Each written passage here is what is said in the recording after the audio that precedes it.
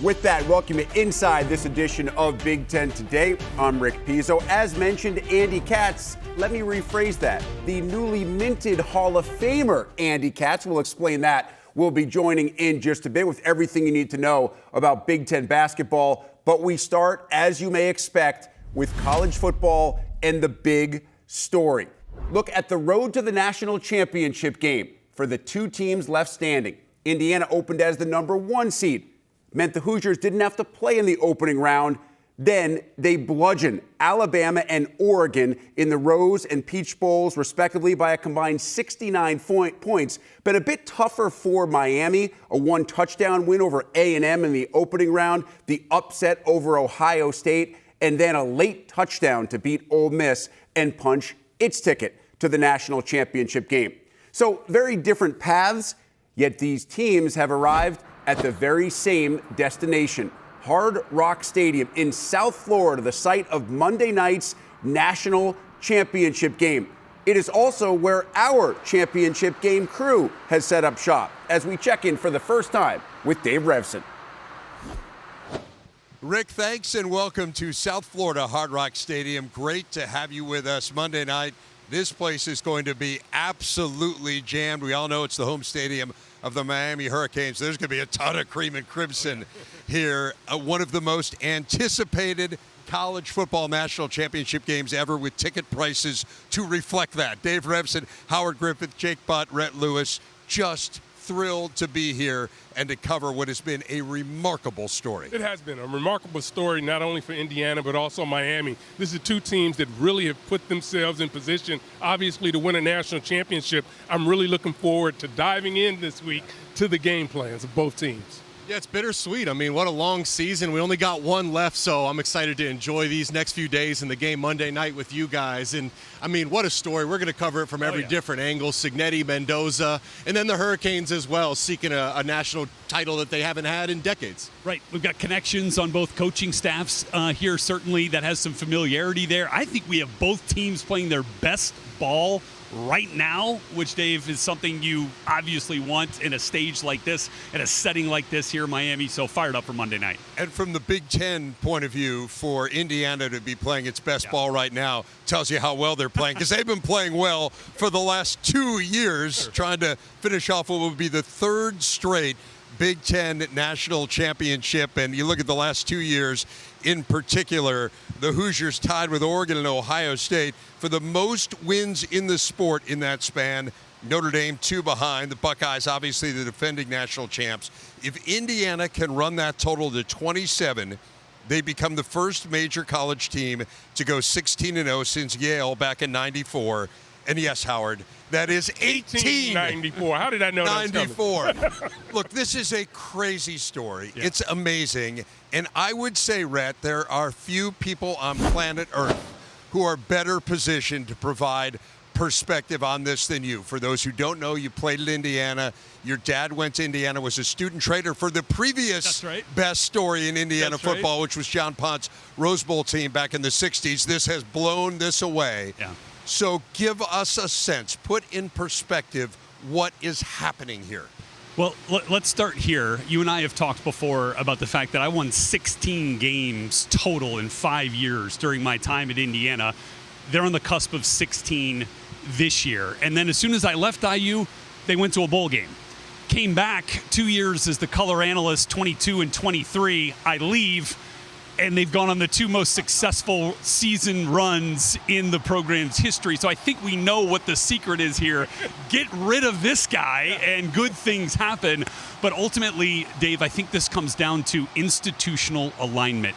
Pamela Whitten, the president of Indiana University in Bloomington, understood, coming from Georgia, having seen what high-level football is, what it took from an institutional level to make this happen. Her alignment with Scott Dolson, his vision for what a successful coach at Indiana should look like, identifying Curt Signetti to be that man, and then Curt Signetti's conviction in his blueprint has led this team to this moment. Yeah, I mean, I think what adds to this improbability is that conviction, because he called his shot from the jump. And tell me this, Rhett, when he's sitting up there and he's calling out Ohio State and Michigan and he's saying, hey, we're going to go to the Big Ten championship and win a Big Ten championship, what were you thinking at that moment? I was like, oh. And then I was like, ooh. I kind of like this. Yeah. Right? But that's part of this thing because his messaging has been so deliberate from the start, stepping on the hardwood at Assembly Hall. And then every week since then, it's why we're talking about a team that's, again, trying to go 1-0 one more time. That's the piece that I just can't wrap my head around is at every turn, every corner since he got to Indiana, he was told something was impossible. He said when he got on campus, he sensed a can't do it attitude. Right. Hey, you can't call out Ohio State. You can't call out Michigan. You can't predict you're going to win Big Ten titles. That's not how it works here at Indiana. But Signetti, because of his conviction, because of his vision for the program, he just trudges forward and forward and forward until the rest of the college football landscape is following behind and a chance to put a stamp on it and complete the journey for a national title Monday night. I think, Rhett, you mentioned the process. Yes. To me, that's what this ultimately is all about. It is his process and what he has learned over his coaching career, which is also different when you think about an old school coach. You think about guys that are going to grind. Guys are going to sun up, just sun down. But that's not who he is. We're going to get in quick. We're going to get out. We're going to handle our business. We're going to do all the things that we need to do to be successful inside that process. Sure. And what's so different about it is the fact that you talk about the coaching staff being there. They want to be around him. Yes. The players believe in him. His staff believes in him because of the way he handles the process. And the process is about trust, allowing his coaches to do what they do, buying into that program, and that trust is a huge part of it. And I think that's why they're here. And you mentioned institutional alignment. That is so critical because we've heard that at other institutions, and it hasn't really worked out that way. We are watching that in this Indiana plan for 2 years in a row. And even on the highest level of football, there's 9 NFL franchises that are searching for that institutional alignment right now. And this is a prime example of how it works. It's just been really impressive to see. No, it's amazing. And you mentioned Pam Whitten. Scott Dolson is the person who made this hire. Yes. In listening to Curt Signetti this week, he said it was a 3-day hiring process. I can't imagine a better 3 days in the history of any athletic department Great point. than the 3 days that it took for Indiana to identify and hire Curt Signetti. And what's amazing is not just that they've gotten here, to take the losingest program in the history of the sport and in 2 years have it playing for the national championship, but to do it in the fashion that they have done it against the teams they've done it against. They haven't gotten here by mistake. They have annihilated people. Talk about dominance. Talk about going out and really executing their game plan. And when you hear Coach Signetti after games, he will often say, we saw this on film and we knew we could take advantage of it. I think back to the Illinois game, Illinois versus Duke, when Illinois couldn't protect the pass rusher. He saw that, or they saw that, and he says, we're going right after that. 10 today, our national championship coverage from South Florida is rolling, and the countdown to Monday night CFP final here at Hard Rock Stadium is on. The Hoosiers and the Hurricanes set to meet here on Miami's home turf, though if we're being honest, every playoff game for Indiana has felt like a home game so far. Ashley Adamson, thrilled to be here alongside Howard Griffith, Jake Butt, and Rhett Lewis.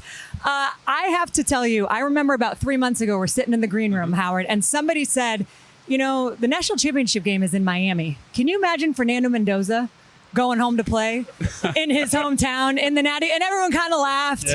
Joke's on us because here we are. We are here. He's gotten to a place where very few people have an opportunity to get to, not only a national championship, but to be able to do it in front of a place where he's grown up, where he has so many fans, where he has developed and created so many more new fans. So this is a great opportunity for him, but it ultimately comes down to them being able to take advantage of this opportunity. It's always special as a player to go back home. I mean, I grew up in Columbus, Ohio, went to Michigan. I could not wait to go play games back in Columbus, but this is a different level because you're going back home to bring a national championship to Indiana. I mean, it's just adds to the storylines. Howard, if you think, though, that being back home for Fernando and dealing with friends and family that want a piece of him down here is going to distract him at all, this man is as laser focused a quarterback, a player in general, as I can remember seeing for a moment like this. I don't think it's going to bother him, but I think he's going to love it afterwards. Yeah, I mean, there's, again, so many storylines. He went to Christopher Columbus High School, which is about 15 miles away from here. 5 miles from Miami's campus who did not recruit him. There's a lot of motivation. There might just be a little bit there, a little bit there. But it is amazing when you think about this is a guy who is playing for the national championship, who could be the number 1 overall pick in this year's draft and won the Heisman, that nobody offered him until January of his senior year when Cal came in late. Obviously, you look at the numbers and everybody knows what he's doing now. First 2 playoff games against Alabama and Oregon. Fernando Mendoza, we've said this stat a million times, but you can't say it enough. 8 touchdowns and 5 incompletions, right? He was sensational all season long, but it feels like as the stage has gotten bigger, he's even stepped up more. Yeah, and here's the thing. He's one of the most joyful people I think any of us have ever been around when it comes to college football players, and he exudes that joy and his love and passion for the game. But he has a competitive ego that will rip your heart out. And you see that on the field with his ability to make any and every throw out there. I think there's so much to love about his game. Jake, I think you start with his ability to stand, plant his feet, and throw it absolutely anywhere on the field. Lasers, dimes, we've seen that in the biggest of moments. I think his ability to respond to adversity when his back is against the wall. I think about his mobility and toughness that has endeared himself to his teammates. And that is one thing in talking with some NFL coaches this week that really impresses them about Fernando Mendoza is the way his teammates rally around him, love him, play for him. And he's done that in less than a calendar year with these guys. Yeah, I mean, clearly with Signetti, when he constructs his roster, I mean, talent's important, but he's after a certain type of person with a certain type of character and a certain type of leadership. Mendoza represents everything that Signetti's after for any given player, but especially so as a quarterback. And what you said earlier, Ashley, I think is especially important Monday night, is he's elevated his game in the biggest moments. On the road at Iowa, on the road at Penn State, on the road at Oregon, Big Ten championship against Ohio State. In the biggest moments is when he plays his best football, and that has a ripple effect for the rest of the team. Those other 10 guys in the huddle, when they get in the huddle in a gotta-have-it situation, they look Mendoza in the eyes, there's absolute belief that he's going to lead them down to victory. Part of playing the quarterback position and being able to lead a team in this type of a game is that there has to be a belief factor from your teammates. And I think when you think about what Fernando has been able to do in really a short amount of time, when you talk about being able to connect, has really been impressive. And I think that's why people at the next level really like what he's able to do. He's very intentional about everything he does. He wanted to make sure he knew everyone's name that was on that roster, people that he was going to have to work with. He wanted to go out and also prove himself that he could get it done when he's in between the lines. Those are the qualities of great people and great players. There is a sense of pride and a sense of he's not going to be the one to let us down because he's going to maximize his opportunities. I love the fact that when he gets into a tough situation, whether it's an interception, whether it's getting blasted, rolling out, he bounces back, and that excites his teammates. There's so many great storylines in this game, and I think Mendoza against Miami's defense is almost poetic in a sense. And I even go back to Signetti, the promise he makes to his quarterbacks. If you come play quarterback for Signetti, you're going to compete for trophies and postseason awards. Well, he's got the Heisman. The big trophy is the ultimate goal, but it's poetic in a sense of when Mendoza got on campus, what Signetti told us, the number 1 priority for him during spring ball, pocket presence, footwork, keeping his eyes downfield with muddy pockets. I think this Miami offense has changed, in particular in the postseason. Carson Beck is talented and capable. We saw that late against Ole Miss, but it's been a more conservative offense. They're trying to protect him while also prioritizing running the ball at the line of scrimmage, and I think the numbers reflect that. Miami is 120th in average depth of target, indicating a lot of screens, a lot of quick games, a lot of RPOs. Then they let Tony and some of their weapons work after the catch. This is going to be a fun matchup because what Indiana does defensively, they don't miss tackles. They aren't out of position. They don't make mistakes. And, of course, every game we know is won and lost at the line of scrimmage. The mental battle of Indiana's defensive line movement and simulated pressure against the size and violence of the Hurricanes' offensive line. Yeah, certainly. That size, has been a topic of discussion a couple of different times this year. Defensive coordinator Brian Haynes has chimed in from time to time, which I love. He kind of calls the game with an edge that I think his players really feed off. But look, a couple of things that Miami does well is, also as you kind of mentioned, showing that full screen at the top, is corresponding Indiana does those really well too, which is stop the run and then create indecision and frustration with the opposing quarterback. We've seen that time and time again throughout the college football playoff and really throughout this entire season. But the thing that I keep coming back to that Indiana is going to have to be absolutely sound on is the tackling. I think guys that play in between the numbers a lot of the time on defense, Elijah Hardy, Aiden Fisher, Isaiah Jones, I think of Amari Farrell, Devin Boykin, the nickel corner, and then Lewis Moore, the safeties. Because, Malachi Toney is a part of that run game, too, with some of those quick throws. And his ability to create space for himself in the open field is going to be really, really difficult to deal with. And that's where these guys, I think, are going to come in. And they're going to have to play their best game in terms of getting those guys on the ground. Here's what's crazy. The Hurricanes are top 5 in forced missed tackles by the wide receiver unit. They're number 3 in college football in yards after the catch. So there it is. Screens, quick game. Their playmakers make you miss, and that turns into explosive plays. Indiana, meanwhile, is top 15 in the country in fewest missed tackles and fewest yards after the catch allowed. Something's got to give Monday night. I do think a piece that's kind of hard to measure, but we've all seen it covered in Indiana's defense this year, is the mental side. They do beat you up. It's a physical defense, but they have broken the minds of some really talented college quarterbacks. I mean, we've seen Dante Moore, Ty Simpson, Julian Sand. They had no idea what they were seeing with Indiana's zone coverage. Carson Beck is going to have his hands full Monday night. I think one of the things, you guys have both already mentioned it, when you talk about being able to play this game in space, and you talk about tackling, and you talk about defensive players being in a position of conflict. Do I come up? Do I go off? There's going to be some opportunities and going to be some plays like that in this game.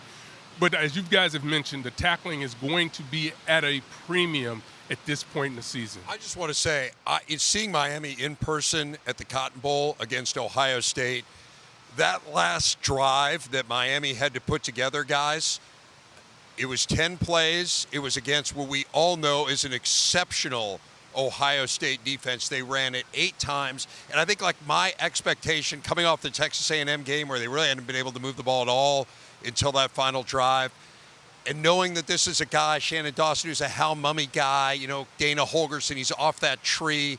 I just didn't expect them to be as physical as they are. But they are. I mean, this offensive line is great. Well, and that's one of the chess matches of this game, because I think one of the things that Bryant Haynes does really well as Indiana's defensive coordinator is create free hitters in the run game. And I think we talk a lot about defensive lineman movement, stunts, twists in the pass game. But Brian Haynes' ability to create similar movement and create opportunities for guys to make tackles without an offensive lineman hanging on them in the run game, that starts with Tyreek Tucker causing disruption up front. Mario Landino, I think Mikhail Kamara might have had his best game of the season against Oregon this last week at the Peach Bowl. So I think there's guys that create some havoc up front that allow Isaiah Jones, Elijah Hardy, Aiden Fisher to be able to make those tackles that we're talking about here. I think real quick, when you talk about that defensive line being able to make those plays, the other thing, too, I think that is critical, their linebacker group, they play so well, but they play off that defensive line.